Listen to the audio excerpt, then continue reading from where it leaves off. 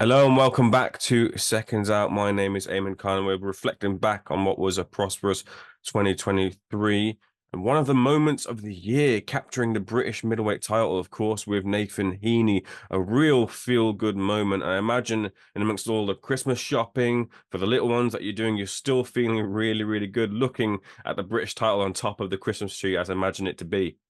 Well, actually, I'll give you a quick look. Oh no, I've moved it. Oh no, it's under the Christmas tree. It's at the bottom of the Christmas tree. But I took it.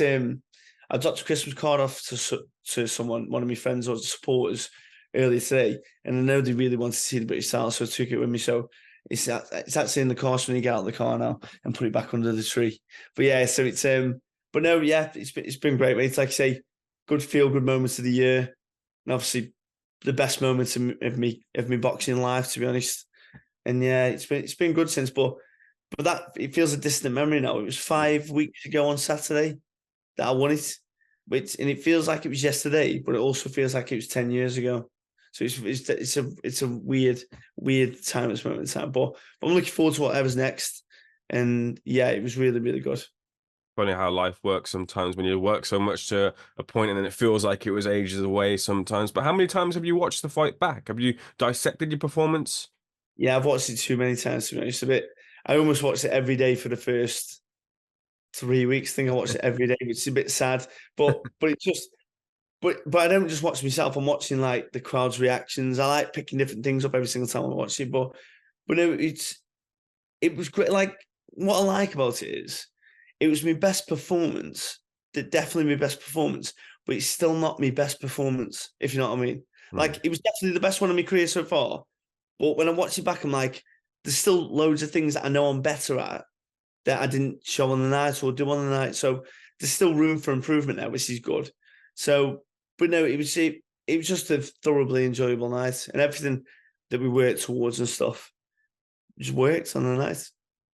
So I want to rewind back to the fight week, and I had the pleasure of interviewing you in the fight week, and I want to give you my thoughts on it because you're quite a quirky character in terms of your demeanor, and I never write fighters off in any sort of sense, even in the face of being an underdog, however heavy it is, regardless to whoever they're facing.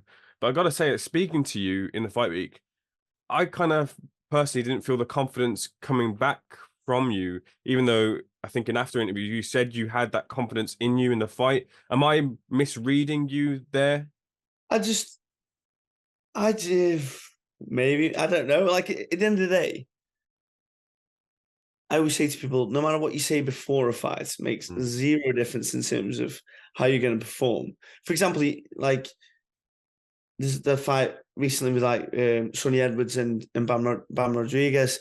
Now, I was very close to putting a bet on Sonny Edwards. Now, I don't bet at all really, but I was very close to putting because I thought to myself, he is so confident. I know how good he is. I thought to myself, I think he might cause an upset here.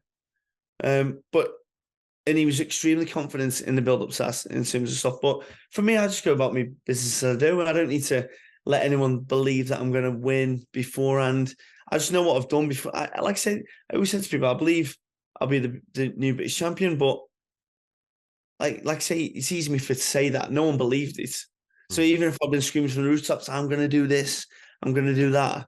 No one believed that would have believed it beforehand anyway. But obviously, yeah, I don't know because the way I was with you before the fight is the way I am before every single fight. Mm. The only difference is the magnitude of the fight was much bigger for this one. And Mm. obviously the expectation of me getting absolutely battered Mm. was also very high. So yeah, it was one of them. It was one of them, a weird one. One of them indeed, and I must have misread the situation, as did a lot of people misreading the situation, but you and your camp didn't misread it. Another thing I wanted to mention as well, I didn't want to let the cat out the bag, re the tash, which is why I said Usyk in the interview, but that was a tribute going into the fight to your father as well. Yeah, of course. Yeah, my dad Josephine, he had a really great tash when he was younger, and he was a fighter. So yeah, through the medium of the tash, I had my dad with me that night. Right? So it's one of them. It's a weird, and it was November, so I could get away with it. Where normally you'd look like you're on the sex register or something if you have it outside of November. So I got away with that, but it was good, mate. It was nice, and I thought there's a lot of people that used to know me dad when they were growing up that are way older than me, and and some of them said, bloody hell, looks like the spit of his dad. So it would have almost given them a bit of a flashback to when my dad was younger. So yeah, but it's yeah, the task was that reason there. Couple of interesting moments in the fight. One particularly, that showman coming out of you at the highest of stakes there. It came out naturally as well too. Why did you feel that came out of you there in points of the fight? Because I was just enjoying this. I mean, if you look at my last fight, because people are saying I've never seen that from Heaney or whatever. Well, if you watched my last fight, you would have seen that because there was, I think, from round 5 onwards against Jack Flatley. That's exactly what I was doing. I was making him miss. I was like doing the old shoulder shimmy and all that kind of stuff. But I think what it was with that is because it was Jack Flatley, and Jack Flatley is a very, very good fighter. But because it was Jack Flatley, people might not have thought that what I was doing was at a high level, maybe. Like, they probably think I could do it with Jack, but maybe not with other people. But I just was thoroughly enjoying it. There's like one bit where I could see the shot was coming, so he threw, I think, a straight right and a left hook, and I made him miss, went straight past, and I just did a little shoulder shimmy. But I was just enjoying it. I was just like thoroughly enjoying it. I was just in the, like they say, that zone or whatever. And I was in that, and I was just, because when I watched the fight back, I'm like thinking, because when I boxed Jack Flatley, I thought, was Jack Flatley just inaccurate, or was I making him miss the shots? Because it looked like he was almost missing me on purpose. I was thinking, he must just be inaccurate. But then, if I watched the Bentley fight back, I could say the exact same about him. Like, it seemed like he's actually just wasn't very good. Or was it just I was good at making him miss? I don't know. Maybe a bit of both, who knows? But I definitely made him miss a lot in the fights. And yeah, and I was just avoiding these shots. It's almost like you could just see him. Almost like, how did I miss that shot? Like, because one would throw about here and I'd still make it miss. I was just on fire. I was just on fire. On fire indeed, and someone who's deemed to be having a level of power that can put you out is Denzel Bentley. What was his power like when you had those moments where you had to grit and take a few? Yeah, he's very strong. Like on the inside, there was bits where I was committing, so he was throwing as well, and you could just feel the strength of his shots. Very, very strong. And he caught me. He did catch me a few times. There was just 3 notable shots I recall in the fight. The first one in the first 30 seconds where he threw a straight right and the thumb went to my eye, and I thought he was going to swallow, but luckily he didn't. He hit me with a jab when my jaw was a bit loose, and he just pressed the jaw, and I felt, bloody hell, I think I snapped my jaw there. But I obviously, it was just a good. And there was another one where I think it was just watching it back. It was a right hand that he hit me with. It was a clean, very strong shot, and it slightly buzzed me. Nothing major. I was straight back at him, so he didn't know. And the round ended about 15 seconds later, anyway. So those are the 3 main shots. But you could feel the shots in between. I was getting caught with some things, and you could feel that he's very, very strong. And if you stand in front of him, he'll punch holes in you and knock you out most likely. So that's why me and Steve made it so that's what we didn't do. Speaking of Steve gaining some spotlight too, you've always backed him. He's always backed you. Good to see him getting his flowers in giving you the guidance throughout the rounds to help you capture that title. But definitely, Steve's always in the back. Steve doesn't like to be seen like as taking any limelight or anything away from a fight because he's all about his fighter. So that night was great because it gave, like you say, the spotlight to Steve a little bit but inadvertently something he didn't expect when TNT Sports shared that video of the corner work. It had about 600,000 views on there because people were loving it, what was going on between us. And obviously I thanked him and stuff and let people know that he was the reason why I won the British title. And yeah, so it was good for him to have that bit of a spotlight for once because he's always in the background. Going back to part of the charm with the quirky nature is also your self-deprecating too. And I was surprised to hear you feeling that you maybe felt the need that you needed to capture that British title to really legitimize yourself as a fighter. I'll say that again. You needed to capture that title to really legitimize yourself as a fighter, shake off that ticket seller tag. That's surely now gone, right? Well, you'd assume so, but I think the feedback was overwhelmingly positive after the fight. It was mad because I was trending on Twitter #1. It's mad. So that was trending, and all the feedback was just brilliant, to be honest. And I think hopefully that, yeah, like you say, legitimized me as a fighter because before I would have won the RBO Continental, the WBA Continental, the international title, all that kind of stuff, and people just think, oh, he's just been guided to these almost like a Conor Benn kind of thing. Do you know what I mean? Where you're being guided on this certain route, but that's not the case. It was just those are the titles that were available to me, so that's why I took them. But then obviously when you offered the British title against not the easiest of British title fights in Denzel Bentley, surely there's easier fights in the British domestic scene than that. But I was thinking, right, now or never. And I knew by beating Denzel Bentley, you can't help but legitimize yourself because he's highly regarded as a good fighter. Your importance to Stoke has always been something that's been regarded as something that's needed for the area. That's heightened now with your title win, with the club not performing as well as the people want the club to. Do you feel that level of significance for your next move to be a key one in terms of keeping that positive vibe in a sporting sense for the area? Yeah, possibly. I just, like I say, I just like representing me city anyway. And that's why I always mention every single time I'm on TV or in interviews and stuff. But yeah, just for me, I want to just bring the marquee events to the city now, Stoke-on-Trent. And that marquee event being obviously at the football ground at Stoke. I mean, like you said, we've not been performing great like the football team, but we've just got a new manager from Plymouth, Schumacher. So he's got his first game on Saturday. I think it's against Millwall. So that'd be great to get a good atmosphere going for them and obviously winning. But I think Stoke are keen now from on the back of that. Because before they would have done like a British title fight at the ground.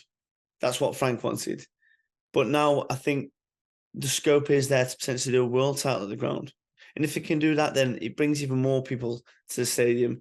And commercially, for the ground, it works. Because I think at the end of the day, like anything, all comes down to the commercial aspects of it in terms of what the club can make as well. So now it's more viable for them in terms of making them some money. Who knows what can happen? But yeah, my goal is to fight there end of May, early June. A goal indeed to have too, with the British title captured now. But what's most likely in terms of the opponents? You never want to really call one out, but you've set your stall in terms of your dream of wanting to face the likes of Chris Eubank Jr. Janibek is in the sights. Hamza Shiraz has been in the sights. Maybe a potential rematch with Bentley is in the sights too. But if you had it your way, what is your way? My way would, like I say, there is no particular person that I want in as such. I love. It'd be nice to defend the British. And it was like, see, my ideal scenario would be this: defend the British, fight someone like Eubank at the ground, but it don't have to be Eubank. It could be anyone. It could be even the guy that bloody Eubank. They were talking about Eubank fighting that Italian lad, and then win those. So defend the British, win that, fight at the ground, win that, and then the ideal scenario would then be to fight Janibek, because I would love to fight Janibek. I'd fight Janibek at the ground, but I don't think he would come to Stoke-on-Trent. But who knows? You never know. Like, but that's but ideally you want a fairy tale ending at the ground. I'm not saying that I could like, but Janibek's a different animal to most fighters on the planet. So it's but I'd like to fight Janibek either in Vegas or South, wherever they want to put it. But I did win the British, win a fight at the ground, and then I'd love to fight Janibek later in the year. Could we be having a very different conversation had you not captured the British title on that night? Would you have seriously considered your career had things gone a bit differently? I haven't got a clue. I really don't know because you have to look at some fighters. I like to put the pressure on myself in terms of I don't want to lose because I think to myself, if I lose, I think I'm just done. Do you know what I mean? Like, I wouldn't do that. I think I'd always have my last ever fight will always be the King Hall and Stoke. It's like a final round kind of thing. But you even have to look at some fighters like Mark Efron. He lost against Liam Williams and lost against like Denzel Bentley. Then next minute he beat someone like Lennox Clark and he's the British and Commonwealth champion. And then you got other fighters then like Jack Cullen then beats Mark Efron and then becomes, and it just, these are fighters that have all lost in the past, but they've just never stopped. Look at John Ryder. John Ryder back in the day lose to Nick Blackwell. Next minute he's fighting Canelo. It's like, it's a very weird sport in terms of you never know what's on the corner. So, but I don't really want that conversation yet in terms of what's going to happen after a loss. I want to get this year. I want to get this is by far my biggest year. So 2024, there could be some massive fights and ones that I really need to step up into. But I've stepped up every single time so far in my career, so hopefully I can keep that going. Are you closely watching Chris Eubank Jr.'s next steps? No, not at all. Like someone said, "Oh, I just want the payday." Listen, Frank will sort the ground out regardless of whether Chris Eubank's there or not. Like the fact of the matter is, when people were calling me out back in the day, they were offering me nothing other than a fight. So they're calling me out, and they're calling me out for a reason because they want to make money. Listen, I'm not mentioning Chris Eubank's name because I'm not benefiting him. If he was to fight at the ground, he'd be making a fortune. So it's not like it's a mutual benefit in terms of me mentioning Chris Eubank's name. It's not just like a one-way street here, and I'm trying to do it so I can get a big money fight. Frank will sort that ground out regardless. If Chris Eubank's in the corner or it's whoever it is, that fight will happen at the ground. It'd be quite good to have a name like Eubank. But who knows? I'm happy whoever Frank wants me to fight. You looking forward to being written off against Janibek? Yeah. To be fair, like I saw bits in the Bentley fight that Janibek did wrong. Like, not that I'm saying I could beat Janibek. I never said I could beat Bentley. Like, I never specifically ever in the build up to it, other than the day before, I said I will become the British champion. So I never really said much because I didn't really need to. But I do believe Steve's very obsessive. Like, it's very obsessive. He'll watch hours of a fight every single night in the build up to fight, and he'll know by the first week or two of watching the fighter, all of a sudden it'll appear what they do wrong or what they do all the time. So he'll dissect the fighter and he'll know exactly how to beat them. And when we saw bits from Janibek, what he did wrong that let Bentley straight back in the fight, that let him straight back in, and Bentley was winning the rounds. He was winning the rounds in the fights, particularly the second half of the fight. So yeah, Janibek's got weaknesses as well. But it's more if he can stick to his game plan. If Janibek can stick to his game plan, he's very dangerous and he's very, very tricky and very hard. But if he diverts from it and you can break him off that game plan, then yeah. But who knows? Who knows, mate? I've got to win all my fights first before that happens. Final one to end on, and we talked about feel-good moments.